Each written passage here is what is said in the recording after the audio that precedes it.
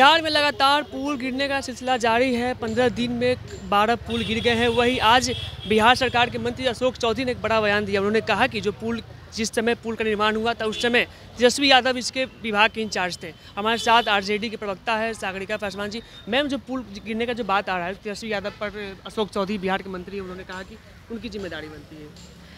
अशोक चौधरी जी अच्छे से जानते हैं कि पूरे बिहार की जिम्मेदारी जो है ना तेजस्वी जी को ही बनती है ना।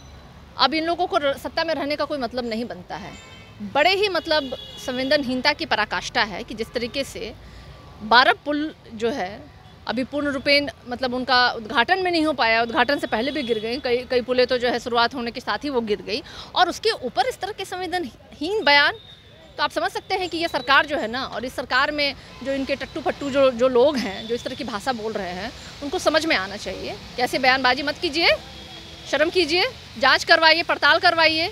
18 साल से सरकार में आप हैं और कह रहे हैं कि आपके घर में भी जो अच्छा काम हो रहा है ना तो तेजस्वी जी ही कर रहे हैं, बुरा भी जो हो रहा है सब तेजस्वी जी ही कर रहे हैं। इसको भी स्वीकार कर लीजिए आप। वो बोल रहे हैं कि तेजस्वी यादव जी इस पर सियासी खेल रहे हैं। 15 महीने की उनकी सरकार थी और 10 दिन आचार संहिता के बाद से हमारी सरकार आई है, तो कहीं ना कहीं समीक्षा बैठक भी की जा रही है। क्या इस पर कार्रवाई होगी?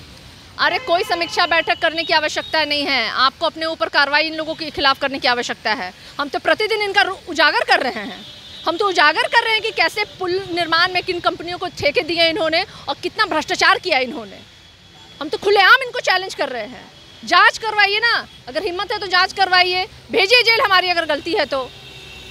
अनर्गल बातें मत कीजिए, लोगों को बरगलाने की कोशिश मत कीजिए। भारतीय जनता पार्टी और उनके साथ जो यहाँ सरकार बिहार में है ना, भ्रष्टाचारियों का जमावड़ा है ये लोग कमीशन देते हैं और कमीशन लेते हैं तो काम देते हैं ये लोग।